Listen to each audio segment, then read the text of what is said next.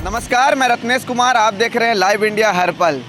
झारखंड में करारी हार भारतीय जनता पार्टी को मिली है। उसके बाद लगातार जो है पार्टी कार्यकर्ताओं के साथ जो है वो मंथन कर रही है।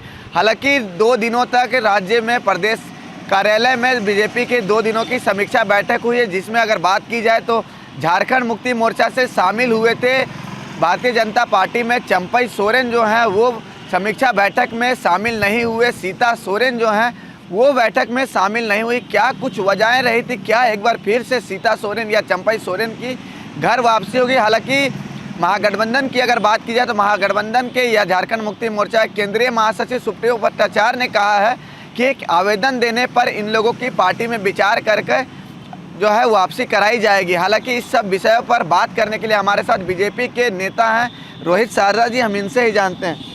रोहित जी, क्या कुछ रहा था कि 2 दिनों की समीक्षा बैठक हुई प्रदेश मुख्यालय में, सभी प्रत्याशी हारे हुए जीते हुए पहुंचे, लेकिन चंपई सोरेन और सीता सोरेन जो है वो नज़र नहीं आए। क्या लगता है कि एक बार घर वापसी करेंगे? क्या कि महागठबंधन की तरफ से भी संकेत मिले हैं?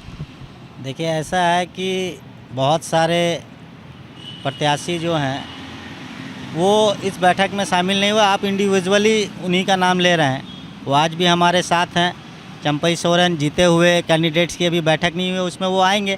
सीता सोरेन किसी अपने पर्सनल रीज़न से नहीं आई और हम लोगों ने समीक्षा किया। हम लोगों की समीक्षा के अनुसार हमारा वोट परसेंटेज बढ़ा है, वो सीटों में कन्वर्ट नहीं हुआ किसी कारण से, लेकिन हम लोगों ने पिछली बार से वोट परसेंटेज अपना बढ़ाया है और अब आने वाले समय में दिल्ली में इसकी समीक्षा की जाएगी।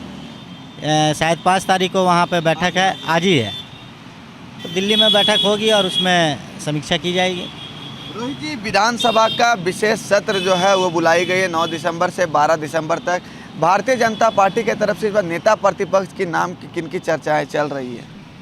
देखिए, ये तो मेरे जैसे छोटे कार्यकर्ता का निर्णय नहीं है। ये दिल्ली में होने वाली बैठक और आला कमान इसका निर्णय लेगी कि प्रतिपक्ष के नेता कौन होंगे। जो भी होंगे वो पार्टी से होंगे और उनके नेतृत्व में हम एक प्रबल विपक्ष की भूमिका निभाने के लिए तैयार हैं। आने वाले समय में जनता के हितों के लिए लड़ने के लिए हम विपक्ष में बैठ के पूरी तरह से तैयार हैं। रोहित जी, आखिरी सवाल है कि जिस तरह से बीजेपी को राज्य में करारी हार मिली है, 25 सीटों वाली पार्टी जो है 2019 में थी, लेकिन इस बार 21 सीटों पर सिमट कर गई। क्या वजह मानते हैं झारखंड विधानसभा चुनाव में करारी हार की? देखिए, हर क्षेत्र में अलग अलग समीकरण रहा, अलग अलग कारण रहा। कहीं हम बहुत कम वोटों से हारे हैं, कहीं बहुत कम वोटों से जीते भी हैं।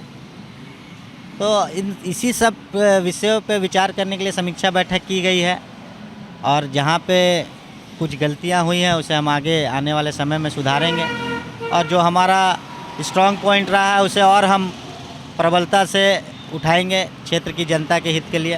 लेकिन महागठबंधन का ये साफ तौर पर आरोप है एनडीए पर कि एनडीए जो है यहाँ के स्थानीय नेता को जो है वो वैल्यू नहीं दिए। बाहरी के नेताओं के भरोसे यहाँ पर चुनाव लड़ रही थी। बाहरी मुद्दा के बांग्लादेशी घुसपैठी मुद्दा को लेकर जिस तरह से पूरे चुनाव प्रचार मुद्दा बनाया गया, बटोगे तो कटोगे, यहाँ के स्थानीय मुद्दा को एनडीए जो नहीं उठाई, इसीलिए जनता ने उन्हें करारा जवाब दिया है।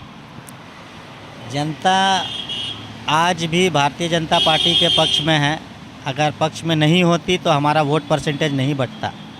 और आप आज जो स्थिति बांग्लादेश में है, यहाँ पे बांग्लादेशी घुसपैठिए आराम से आकर रह रहे हैं, कमा खा रहे हैं और बांग्लादेश में बैठे हमारे जो हिंदू भाई हैं, सनातन धर्म प्रेमी हैं, सिख भाई हैं, बौद्ध भाई हैं, उन पे क्या अत्याचार हो रहा है। अभी आपने देखा इस्कॉन मंदिर पर प्रतिबंध लगाने के लिए वहाँ हिंदुओं की क्या स्थिति है, उस पर अगर हम विचार नहीं करेंगे तो हमने कश्मीर भी हिंदुस्तान में देखा है और भी डेमोग्राफी जिस तरह से चेंज हो रही है, तो यहाँ से चेंज नहीं हो रही है। बाहर के जो घुसपैठिए हैं उनके कारण ये चेंज हो रही है और ये बहुत विचारणीय विषय है। अगर इस पर अभी हम गंभीरता से विचार नहीं करेंगे तो आने वाले समय में बहुत मुश्किलों का सामना करना पड़ेगा हमें।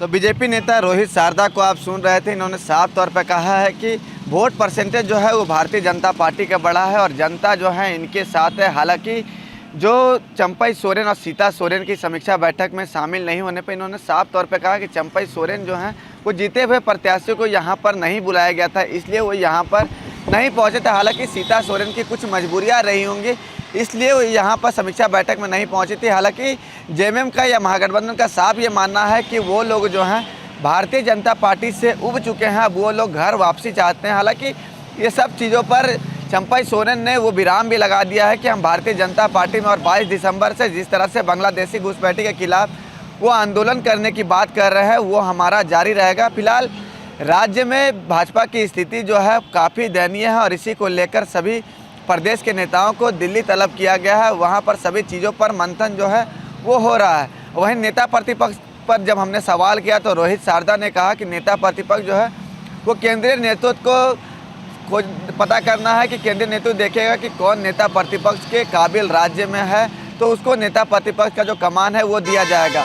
सहयोगी विशाल के साथ मैं रत्नेश कुमार सिन्हा, लाइव इंडिया, हर पल रांची।